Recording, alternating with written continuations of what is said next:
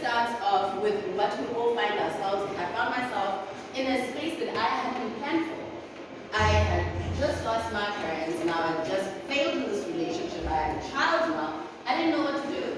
But one thing I knew is that all of this that I had, all of this pain that I had, all of this had to go away. You know, I had to take this energy and make it something that's going to work for me. Because we can't stop fighting, it's going to happen. But it's actual energy that you can convert to something that works for you. So I didn't even know, I didn't have the money to go back to Boston, but I knew that I needed to put a foot forward for myself. Because I deserved better than how I was feeling. I didn't choose to be in a failed relationship. I didn't choose to lose my parents. But even in this tough situation, I still had an element of choice. And this is the one thing that we often forget. When things are piled up against us, we forget that we still have a choice, even in that situation. And the choice often is, do I stay? Or do I just try for one foot forward? And that's all I did. I went to varsity with no plan. I applied late just to show that I had no plan to go to varsity. And when I got there, I was told, listen, your fate is not in our hands, it's up to another person. And when I walked into the Afrikaans department, my Afrikaans was atrocious. So I was like, I hope nobody speaks to me in Afrikaans, because I don't know how I'm going to try and relate this story to this woman. So I went and I looked for the most friendly looking person I could find. And I saw this girl with pink hair, and I went to her and I spoke to her nicely. You know, and she showed me the room that I needed to be in. But what I didn't know is that pink hair, the girl with the pink hair, that weird looking one, was the actual lecturer. Which also shows you that you can never know who has your fate in hand. And having to be nice to all women will be what you say. So I get there, and I promise you, when she walked in, she didn't expect that I would talk to her the way that I did. I didn't try and paint the academic thing that had brought me there. I needed for her to know what this meant to me. And I sat there and I think I was crying after. I was like, all I know is that I need to get my confidence. All I know is that I need for my son to not have this kind of view. I don't want him seeing someone who's walking around brutally around the house. I don't want him seeing his mother unhappy.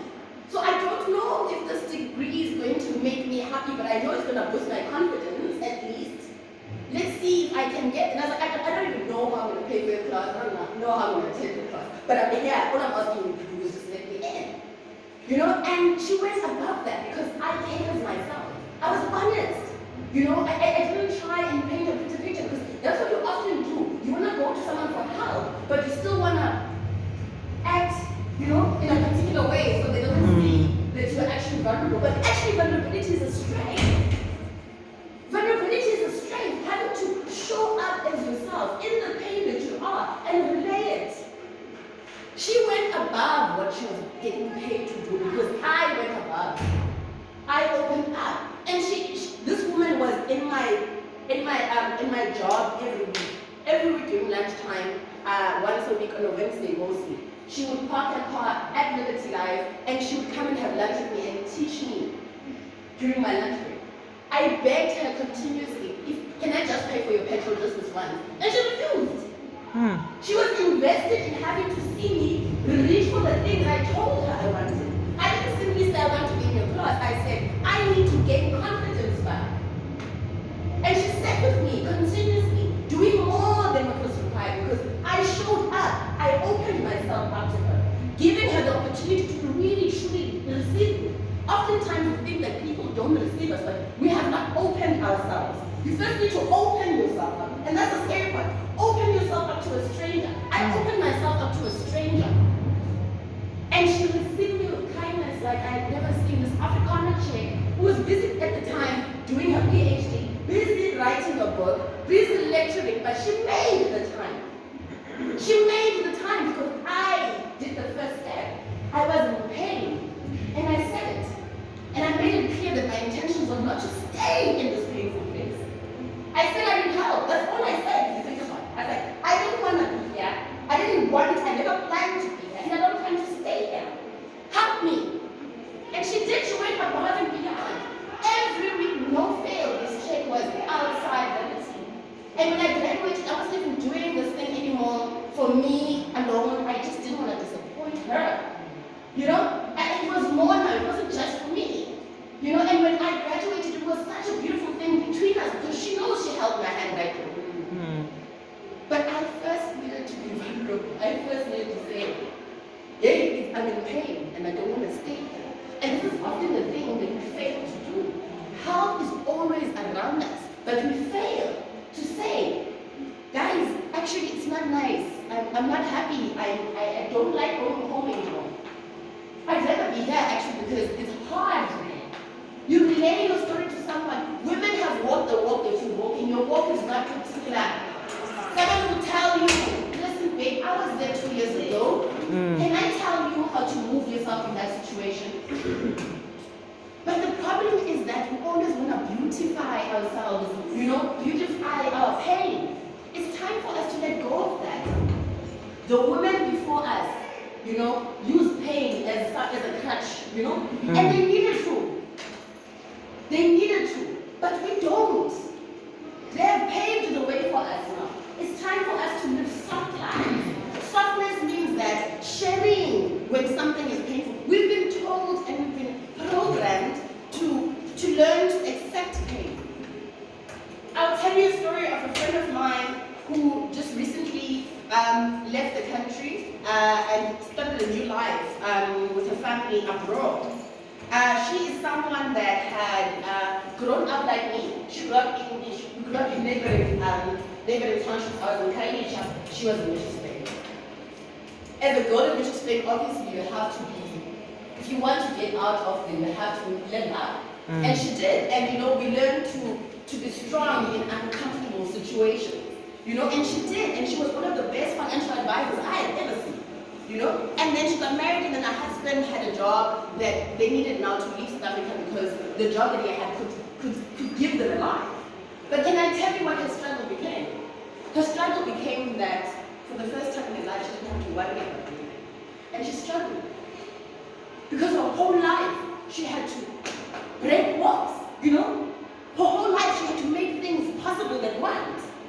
And now she has everything that you could potentially dream of, and she was struggling. Because we were brought up to be the soldiers, right? And then even now, when there's no need to fight, we're still fighting. And it feels weird not to be fighting. So that's why sometimes we find ourselves in toxic situations or in toxic relationships, because it's always been toxic in our lives. So anything like that feels like home.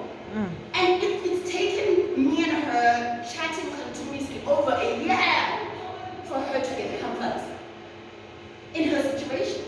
And she would find ways to create havoc in her life so that there's something to fix. Because she's always had to fix things. We every day have to fix things in our homes. Every day we have to fix things since we were small girls. So it's programmed in us. And she was struggling to let go of that. And we do this, all of us do this. So in the beginning of our lives, we had to be strong. But we've worked now.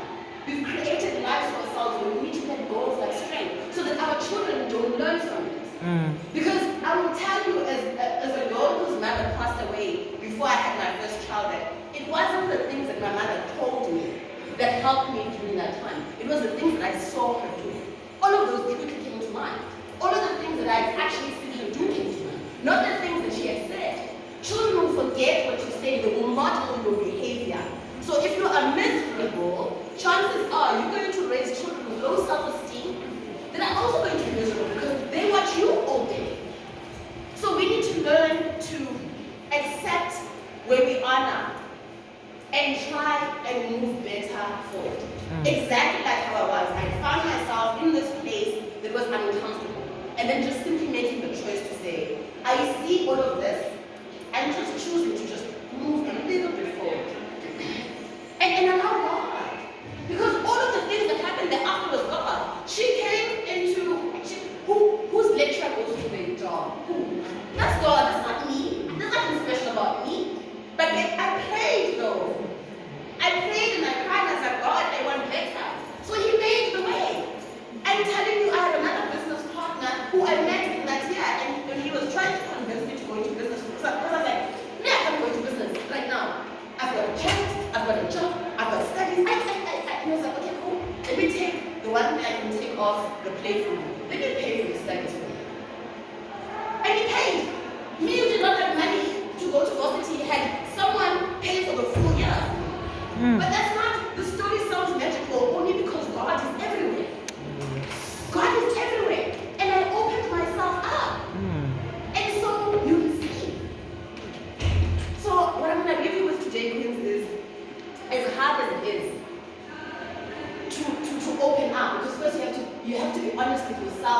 about where the pain is, which is the hardest part. You have to, you know, and then be vulnerable. Let's be vulnerable. Let's stop being strong and then be compared to rocks or tomorrow. Let's be vulnerable. Like flowers, if you step on me, I will crash kind of. You know, let's be vulnerable. Let's learn how to be that so we can get closer to who we are. Let's no longer operate from positions of pain. Because most of us, the decisions we are making are coming from painful situations. We've been making decisions like this our whole lives because we started from painful situations. We're not there. Let's choose for the remainder of our lives to say, it's enough now. I've had hardship. For me, no more. Like, that's what I decided in my life. I'm like, all of the struggles, heroes of my family at age. I'm not trying to be a struggle hero. I'm here for the soft life God. Give me softness in all that I do, and I will do it every day. Softness. And I promise you, my life is soft. I live in soft life. Because I've had this conversation with God. And I'm not scared to tell you when I'm in pain. So my life is soft. Queens, I know what the opportunity to be with you.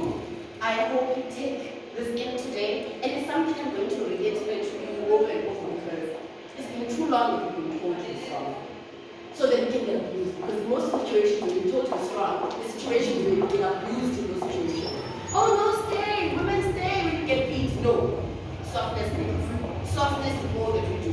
Even in your friendships, if your friend says something to you and you hurt, give yourself a minute and then go to your friend and explain to her, not the thing how she made you feel.